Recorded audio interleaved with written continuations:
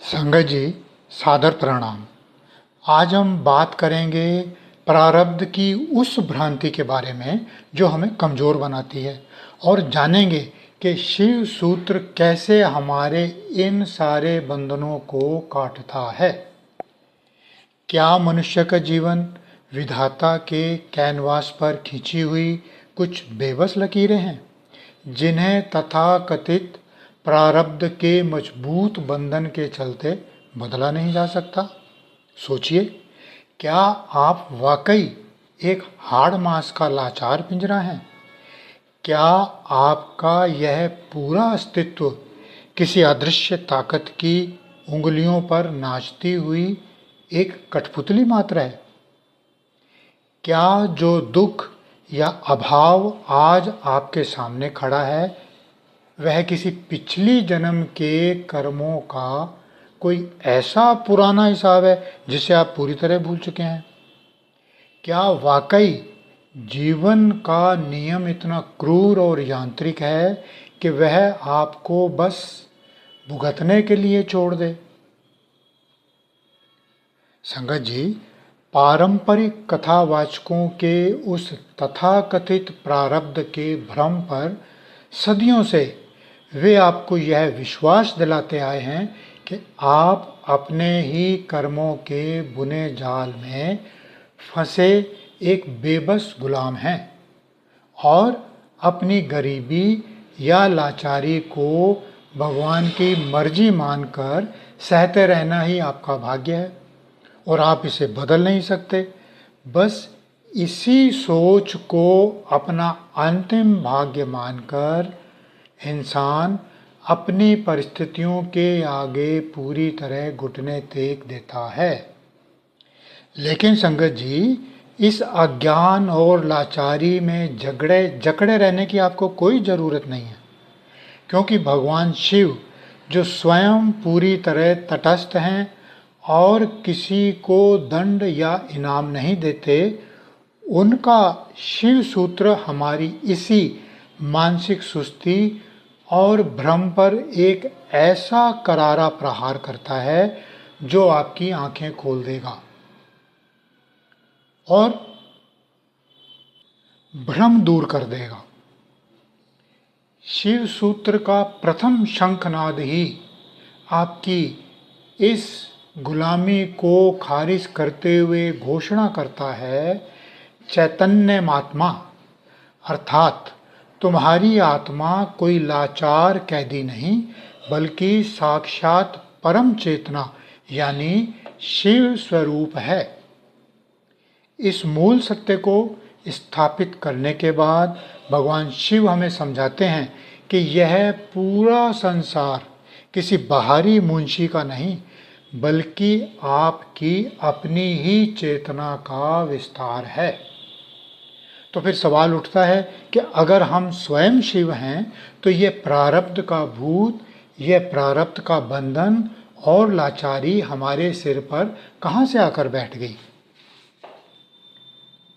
इसके जवाब में भगवान शिव अगला सूत्र देते हैं जो प्रारब्ध के भ्रम की जड़ पर चोट करता है। वो सूत्र है ज्ञानम बंध, अर्थात सीमित या संकुचित ज्ञान ही बंधन है। कश्मीरी शैव दर्शन में इसी संकुचित ज्ञान को आणव मल कहा गया है।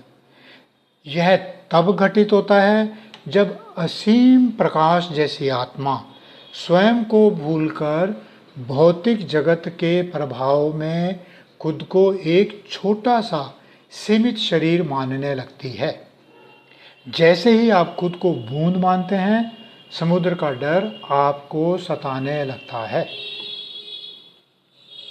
इस आणव मल की अवस्था को आप इस तरह समझ सकते हैं जैसे किसी बेहद कीमती हीरे पर कीचड़ लग गया हो या किसी साफ खिड़की पर धूल जम गई हो। यहाँ ध्यान देने वाली बात यह है कि कीचड़ लगने से न तो हीरे की असलियत बदलती है, न धूल जमने से न खिड़की टूटती है। बस उनका असली स्वरूप और प्रकाश छिप जाता है। ठीक इसी तरह जब इस मैल के कारण, आणव मैल के कारण हमारी चेतना संकुचित होती है तो जीव खुद को छोटा और अपूर्ण मानने लगता है। इसी अपूर्णता और अज्ञान के धरातल पर वह जीवन में जो भी कर्म करता है, उस कर्म के संस्कार की एक सूक्ष्म छाप उसके चित्त पर छूट जाती है, जो जन्म जन्मांतर तक साय की तरह उसके साथ चलती है, जब तक कि उसका पूरी तरह निपटारा ना हो जाए। इस सूक्ष्म प्रक्रिया को यदि हम रसोई के एक बहुत ही व्यवहारिक और सटीक उदाहरण से समझें तो वो ऐसे होगा, जब हम कढ़ाई में हलवा यानी कोई अच्छे कर्म बनाएं या फिर उसी कढ़ाई में तीखी मिर्च यानी कोई बुरा कर्म भुने, दोनों ही सूरतों में कढ़ाई के धरातल पर कुछ न कुछ अंश या चिकनाई का दाग पीछे छूट ही जाता है। कढ़ाई पर छूटी यह चिकनाई ही वास्तव में वह संस्कार है। यहाँ समझने वाली बात यह है कि प्रारब्ध कोई भगवान का दिया हुआ न्याय या सजा नहीं है, बल्कि यह चित्त की कढ़ाई पर छपी आपकी अपनी ही एक न्यूट्रल मानसिक रिकॉर्डिंग है। जब हम कोई शारीरिक कार्य करते हैं तो वह क्रिया तो कुछ ही मिनटों में समाप्त हो जाती है, परंतु उस कर्म के पीछे छिपी हमारी मानसिक भावना की तीव्रता नष्ट नहीं होती। विज्ञान का ऊर्जा संरक्षण का नियम भी यही कहता है कि ऊर्जा कभी नष्ट नहीं होती, केवल रूप बदलती है, और कर्म की यही छिपी ऊर्जा सूक्ष्म ऊर्जा का रूप ले लेती है। इसे हम किसी बड़ी घाटी में जाकर चिल्लाने के उदाहरण से समझ सकते हैं, जहां हमारे मुख से निकला शब्द तो हवा में तुरंत विलीन हो जाता है, लेकिन कुछ सेकंड बाद वही आवाज पहाड़ों से टकराकर एक गूंज या प्रतिध्वनि बनकर हमारे पास वापस लौटती है। ठीक इसी प्रकार जब आप किसी परिस्थिति से गहरे राग या द्वेष के साथ जुड़ते हैं तो वह भावना एक गूंज बनकर आपके अवचेतन मन में रिकॉर्ड हो जाती है, और जब वही गूंज लौटकर आपके सामने आती है तो आप दुखी होते हैं, रोने लगते हैं कि देखो मेरा प्रारब्ध आ गया, मेरा प्रारब्ध ऐसा है, जबकि आप भूल जाते हैं कि उस घाटी में चिल्लाने वाले भी आप ही थे, यानी कि इसके उत्तरदायी आप स्वयं हैं। और वह गूंज चाहे कितनी ही पुरानी क्यों ना हो, कितने ही जन्मों की क्यों ना हो, जो आपने खुद शुरू किया था, उसे सुधारने की शक्ति भी आज इसी क्षण आपके भीतर है। लेकिन पारंपरिक कथावाचक इसे प्रारब्ध का ऐसा अपरिवर्तनीय खेल बता देते हैं कि इंसान की बची कुची हिम्मत भी टूट जाती है। इसी परम सत्य को स्पष्ट करते हुए शिव सूत्र कहता है, मोह प्रवरोधे प्रतिभास है, अर्थात जब जीव मोह और संकुचित चेतना के वश में होता है तब उसे जो कुछ भी बाहर अनुभव होता है वह वास्तव में उसकी अपनी ही आंतरिक चेतना का प्रकटीकरण है। अब इस आंतरिक व्यवस्था को हम समुद्र के उदाहरण से भली भांति समझ सकते हैं, जिसकी ऊपरी सतह पर, समुद्र की ऊपरी सतह पर लहरें उठती हैं और शांत हो जाती हैं, परंतु उन लहरों के कारण समुद्र की अगाध गहराइयों में जो हलचल और संकुचन पैदा होते हैं वे ऊपर से दिखाई नहीं देते, पर नीचे अपना काम करते रहते हैं। यही गहराई हमारे अस्तित्व का अवचेतन स्तर है, जहां ये सारा डेटा सुरक्षित रहता है। अब आज की आधुनिक तकनीक के संदर्भ में देखें तो यह व्यवस्था एक क्लाउड स्टोरेज की तरह काम करती है। जैसे मोबाइल फ़ोन के टूटने या पूरी तरह नष्ट हो जाने पर भी हमारा डेटा सुरक्षित रहता है क्योंकि वह मुख्य सर्वर पर स्टोर होता है। ठीक वैसे ही इस भौतिक शरीर रूपी मोबाइल के मृत्यु में मिट जाने के बाद भी हमारे संस्कारों का पूरा डेटा हमारे सूक्ष्म शरीर के चित्त रूपी क्लाउड में सुरक्षित रहता है। इसी क्लाउड स्टोरेज को अध्यात्म की भाषा में संचित कर्मों का गोदाम कहा जाता है। अनादिकाल से अनंत जन्मों से आपने जितने भी कर्म किए हैं वे सब इस गोदाम में सोई हुई अवस्था में केवल एक स्मृति या आदत के पैटर्न के रूप में जमा रहते हैं। अब इस विशाल गोदाम संचित कर्म में से कर्मों का जो छोटा सा हिस्सा इस वर्तमान जीवन में फल देने के लिए एक्टिवेट कर दिया जाता है, दुनियाओं से प्रारब्ध का भारी भरकम नाम देकर आपको डराने लगती है। यानी संचित कर्म अगर पूरा अनाज है तो प्रारब्ध आपकी थाली में परोसा गया सिर्फ एक छोटा सा हिस्सा है। लोग इसी हिस्से को देखकर रोने लगते हैं जबकि वे भूल जाते हैं कि इस पूरे गोदाम की चाबी तो उन्हीं के पास है। शिव सूत्र में इसे कला कहा गया है, यानी वे सूक्ष्म वासनाएं, डर और आदतें जो हमारे चित्त की गहराइयों में जन्म जन्मांतर से बीज रूप में सुप्त पड़ी हैं। इसके लिए सूत्र कहता है कला वैलाप्यम तत्व ज्ञानम। इसका सीधा सा अर्थ है कि आपके भीतर छिपे इन पुराने संस्कारों के कड़वे बीजों को अपनी ही जागरूकता की आंच से पिघलाकर समाप्त कर देना ही असली ज्ञान है। भगवान शिव कहते हैं कि आप इन बीजों के गुलाम नहीं हैं। इन्हें भस्म करने की अग्नि भी आपके ही भीतर मौजूद है और यह अग्नि कुछ और नहीं बल्कि आपका साक्षी भाव है। यानी अपने भीतर सिर उठाने वाली हर लाचारी या गुस्से को बिना विचलित हुए एक दर्शक की तरह चुपचाप देखने की शक्ति। यह बिल्कुल वैसा ही है जैसे अंधेरे में छिपे किसी चोर पर अचानक एक तेज टार्च की रोशनी पड़ जाए। रोशनी पड़ते ही चोर ऐसे भाग खड़ा होता है।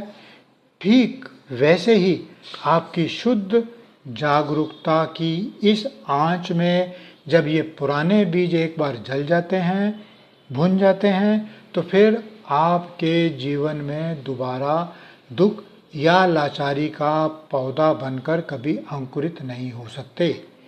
यह प्रारब्ध यहीं कट गया, जिसे लोग कथावाचक प्रारब्ध कहते हैं, वे यहीं खत्म हो गया, कट गया, फिर आगे के लिए कुछ भी नहीं रहा। प्रकृति का उद्देश्य इस गोदाम के बोझ से डराना नहीं बल्कि आपकी चेतना का विकास करना है। इसे हम स्मार्टफोन के कीबोर्ड और ऑटो करेक्ट के उदाहरण से बहुत आसानी से समझ सकते हैं। यदि हम अपने फ़ोन पर बार बार कोई गलत शब्द टाइप करते हैं तो फ़ोन का कीबोर्ड उस पैटर्न को अपनी मेमोरी में जल्दी से सीख जाता है, आसानी से सीख जाता है। अब मान लीजिए महीनों बाद आप कोई नया फ़ोन खरीदते हैं और उसमें पुरानी आईडी लॉगिन करते हैं तो भले ही आपको अपना पुराना टाइपिंग पैटर्न याद ना हो, पर नए फ़ोन का कीबोर्ड सॉफ्टवेयर आपकी पुरानी आदत के अनुसार ही शब्दों को ऑटो करेक्ट करना शुरू कर देता है। ठीक इसी प्रकार पिछले जन्म की कहानियाँ और यादें तो दिमाग के साथ जलकर राख हो जाती हैं, लेकिन उन कहानियों से बना हमारे स्वभाव का जो पैटर्न या आदत थी वह चित्त के सॉफ्टवेयर में सुरक्षित रहती हैं। लोग इसी ऑटो करेक्ट को प्रारब्ध मानकर बैठ जाते हैं। जानवर केवल प्रारब्ध को भोगते हैं क्योंकि उनमें कर्तव्यपन का कोई एहसास नहीं होता, जबकि मनुष्य के पास इस पूरे सॉफ्टवेयर को रीराइट करने की, अपनी आदत को बदलने की परम स्वतंत्रता होती है, बेशर्त वह अपनी चेतना को सुस्ती और आलस्य की जड़ता से बचाए रखे। यही कारण है कि मनुष्य इस प्रारब्ध के झूठे बंधन को केवल और केवल शुद्ध ज्ञान के प्रकाश से ही काट सकता है। वह ज्ञान जो हमें डिग्रियों या वेदों को रटने की सीमा में बांधता है, वह तो वास्तव में एक नया बंधन है, जबकि वास्तविक ज्ञान वह है जो इस प्रारब्ध के खेल को एक नाटक की तरह देखना सिखा दे। इस शुद्ध ज्ञान की स्थिति को रंगमंच के एक कुशल अभिनेता और थिएटर की स्क्रीन के उदाहरण से समझा जा सकता है। जैसे सिनेमा हॉल में प्रोजेक्टर की लाइट स्क्रीन पर पड़ती है तो स्क्रीन पर कभी भयानक युद्ध और दुख होता है, पर स्क्रीन उस आग से कभी जलती नहीं।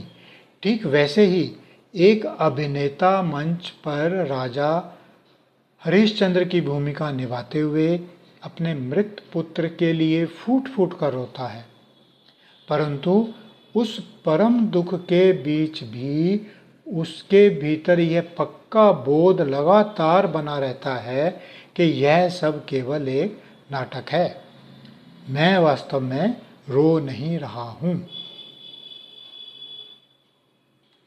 अपनी परिस्थितियों के बीच पूरी जिम्मेदारी से भूमिका निभाना और भीतर से इस बोध में टिके रहना ही सच्चा साक्षी भाव है।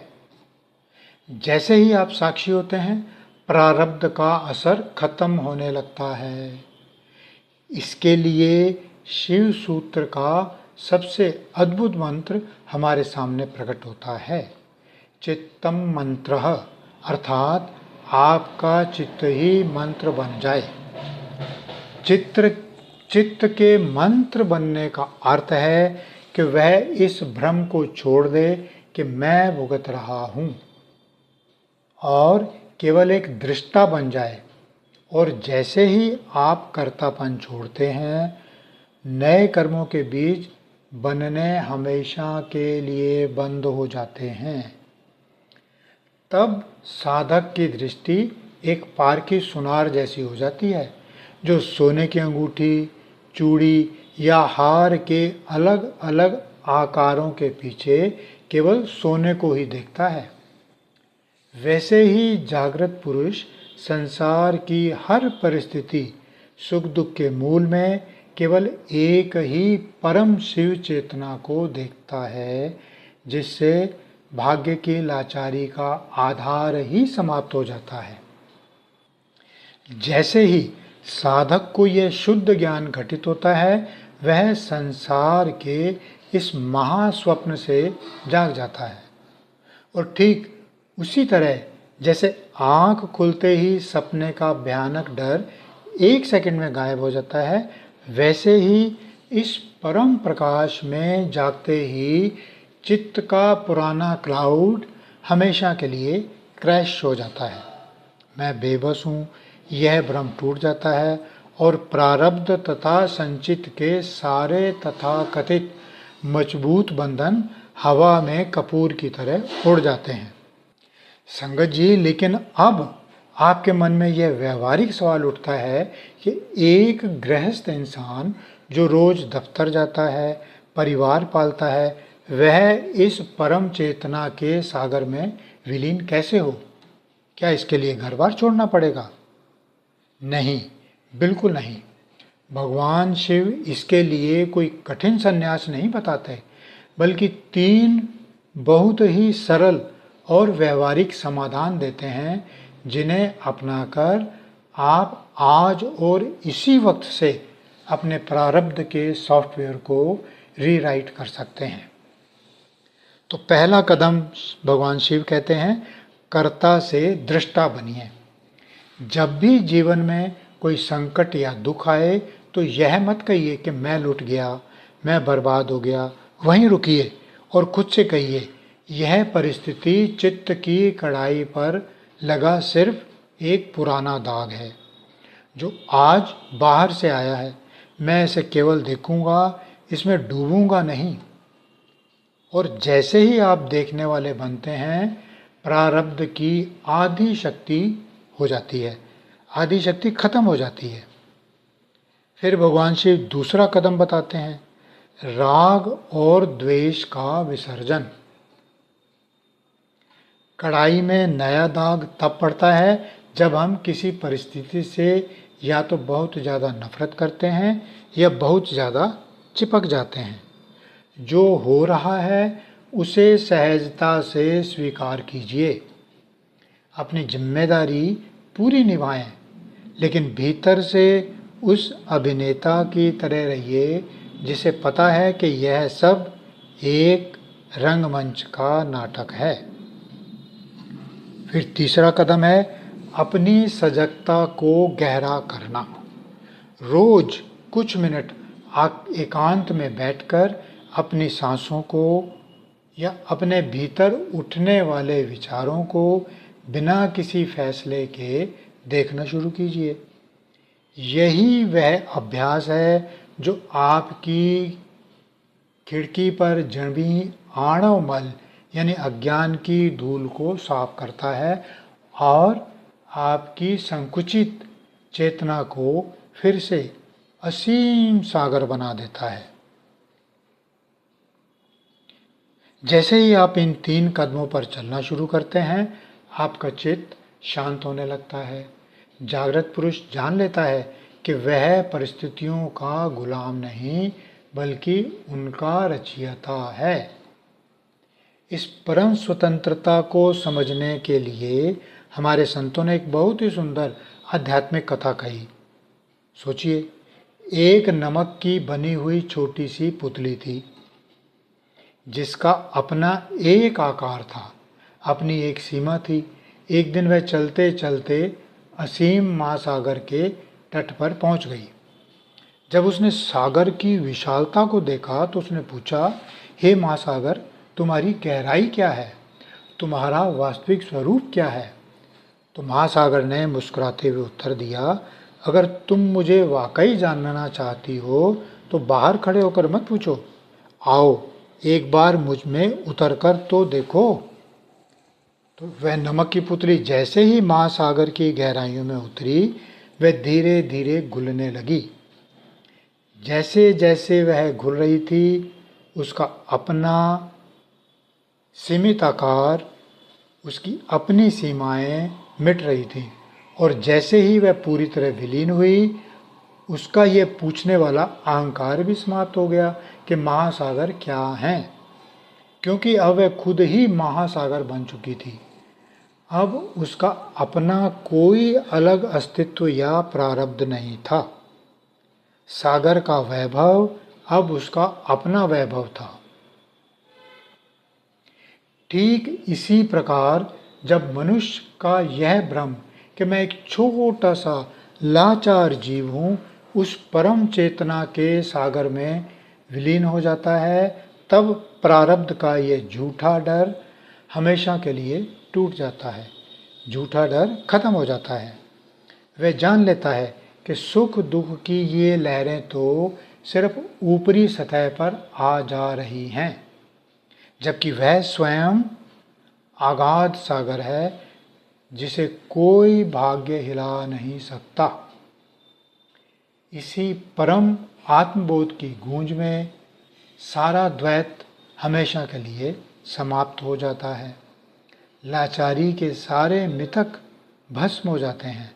साधक इसी क्षण इसी धरती पर साक्षात शिव होकर उस सत्य में प्रतिष्ठित हो जाता है जिसे शिव सूत्र अपने अंतिम और सबसे शक्तिशाली महामंत्र में स्थापित करते हैं।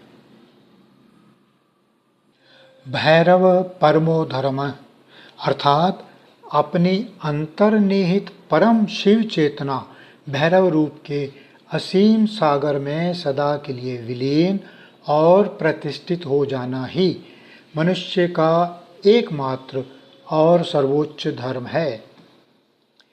इसी महामंत्र की गूंज में फिर न कोई प्रारब्ध का डर बचता है, न कोई लाचारी। जीव स्वयं शिव होकर अनंत प्रकाश में लीन हो जाता है और उसके भीतर से केवल एक ही जागृत गूंज उठती है, शिवोहम शिवोहम। बोल सांचे दरबार की जय।